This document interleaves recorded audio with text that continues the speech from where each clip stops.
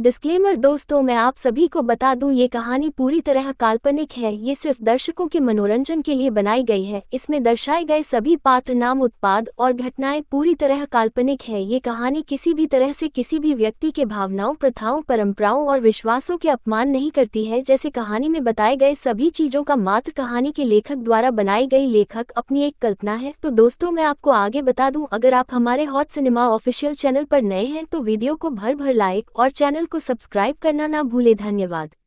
Chapter 6 शून्य में छिपा। विराज सक्सेना की जिंदगी दो हिस्सों में बंट चुकी थी। एक तरफ वह शहर का एक प्रतिष्ठित और जिम्मेदार उद्योगपति था, तो दूसरी तरफ रात के अंधेरे में वह एक अदृश्य योद्धा, छायामार्गी बन जाता था। विराज का दिन समाज में उसकी पहचान के अनुसार व्यतीत होता। वह बड़े बड़े व्यापारिक सौदों में शामिल होता, महत्वपूर्ण मीटिंग्स करता और सार्वजनिक कार्यक्रमों में समाजसेवी के रूप में अपनी छवि बनाए रखता। लेकिन रात में वह एक गुप्त और अनजानी पहचान में बदल जाता था, जो अपराध और भ्रष्टाचार के खिलाफ लड़ने के लिए समर्पित थी। छायामार्गी का यह दोहरा जीवन विराज के लिए एक चुनौती बन चुका था। उसे हर समय इस बात का ख्याल रखना पड़ता कि उसकी दोनों दुनियाओं का कोई टकराव न हो। उसका दिन का चेहरा किसी को उस रहस्य तक न पहुंचने दे जिसे उसने बड़े जतन से छुपा रखा है। विराज सक्सेना अपने पिता के व्यापार का उत्तराधिकारी होने के साथ साथ एक जाने-माने समाजसेवी भी थे। शहर की जनता उसे एक परोपकारी और सज्जन व्यक्ति के रूप में जानती थी। उसने अपने पिता की संपत्ति और उद्योग को एक नए मुकाम पर पहुंचाया था। विराज अपने दिन का अधिकांश समय अपने व्यापारिक मामलों, समाज सेवा के कार्यों और प्रतिष्ठित व्यक्तियों से मिलने में बिताता था। वह अक्सर समाज सेवा के कार्यों में भी शामिल रहता। स्वास्थ्य केंद्र और शिक्षा केंद्र के प्रोजेक्ट में उसका मुख्य सहयोग होता। वह सार्वजनिक रूप से इन संस्थानों में जाता, बच्चों और गरीबों के साथ समय बिताता और उन्हें प्रेरणा देता। लोग उसकी सराहना करते और उसे एक आदर्श नागरिक मानते। लेकिन किसी को भी यह नहीं पता था कि यह वही विराज सक्सेना है जो रात के समय एक मुखौटे के पीछे छुपकर न्याय के लिए लड़ता है। जब रात होती तो विराज का रूप पूरी तरह बदल जाता। दिन का वो सभ्य, समाजसेवी और प्रतिष्ठित उद्योगपति रात को छायामार्गी बनकर अपराधियों के बीच आतंक का पर्याय बन जाता। काले कपड़ों में ढका, मुखौटे से मुंह ढके हुए, छायामार्गी उस दुनिया में प्रवेश करता था जहां सिर्फ अंधकार और अन्याय का बोलबाला था। विराज ने अपने लिए एक ऐसा रूप तैयार किया था जिसे कोई नहीं पहचान सकता था। छायामार्गी के रूप में उसकी आवाज, उसका हावभाव और उसकी चालढाल पूरी तरह से बदल जाती थी। वह एक परछाई की तरह आता और चला जाता। किसी को यह समझ में नहीं आता था कि छायामार्गी कौन है और कहां से आता है।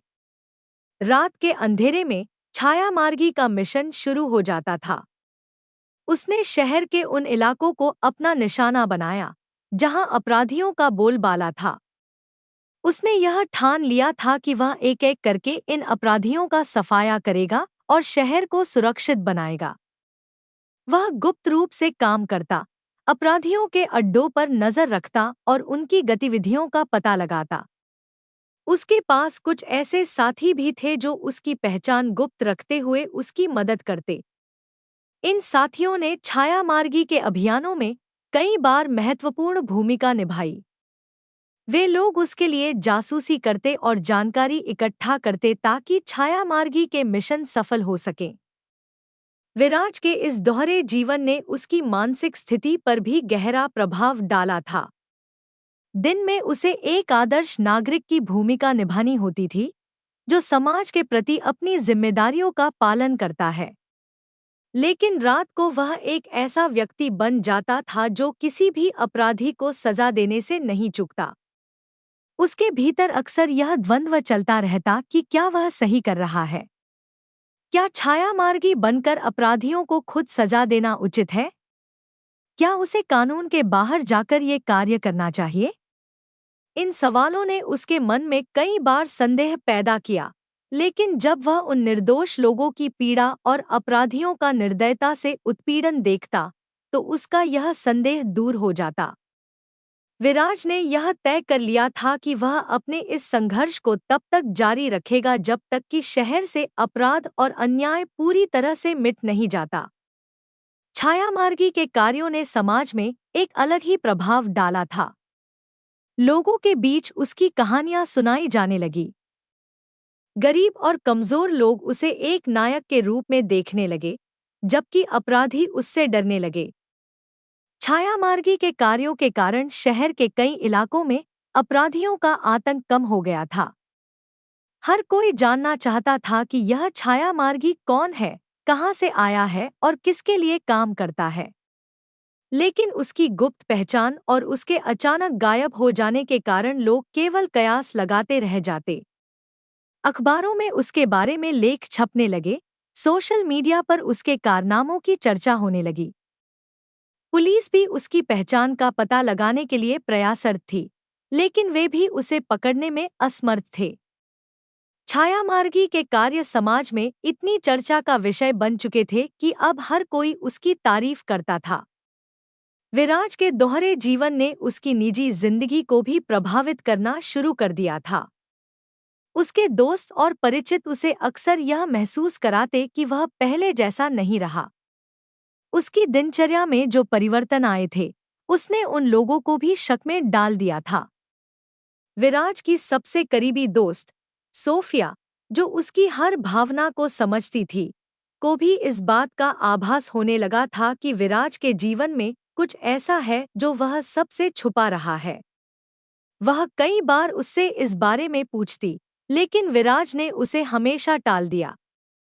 सोफिया को पता था कि विराज के भीतर कुछ ऐसा चल रहा है जो उसे सामान्य नहीं रहने दे रहा, लेकिन वह समझ नहीं पा रही थी कि यह क्या है। छायामार्गी ने यह स्पष्ट कर दिया था कि उसका उद्देश्य समाज में अन्याय और अपराध का सफाया करना है। उसने अपने हर मिशन को इस प्रकार अंजाम दिया कि समाज में उसके प्रति सम्मान और श्रद्धा बढ़ती चली गई। वह एक-एक कर उन अपराधियों को निशाना बना रहा था, जिन्होंने समाज में आतंक और डर का माहौल बनाया हुआ था। उसने अपने साथियों के माध्यम से यह संदेश फैलाना शुरू किया कि छायामार्गी किसी भी अन्याय को बर्दाश्त नहीं करेगा।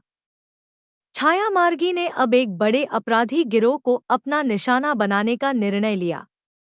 यह गिरोह न केवल अवैध व्यापार में लिप्त था, बल्कि गरीब और जरूरतमंद लोगों पर भी अत्याचार कर रहा था।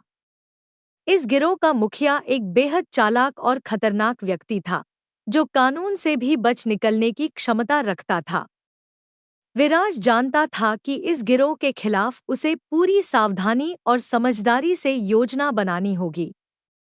उसने अपने कुछ भरोसेमंद साथियों को इस मिशन में शामिल किया और उन्होंने एक योजना तैयार की, जिससे इस गिरोह का पूरी तरह से सफाया हो सके। छायामार्गी का यह संघर्ष उसकी जिंदगी का एक हिस्सा बन चुका था। उसे पता था कि यह रास्ता आसान नहीं है, लेकिन उसने ठान लिया था कि चाहे कितनी भी चुनौतियां आए, वह इस रास्ते पर चलते रहेगा। विराज का यह दोहरा जीवन उसके लिए एक चुनौती जरूर था, लेकिन इसने उसे एक नया मकसद दिया था। उसकी जिंदगी अब सिर्फ अपने लिए नहीं, बल्कि उन लाखों लोगों के लिए थी जो समाज में शांति और न्याय के हकदार हैं।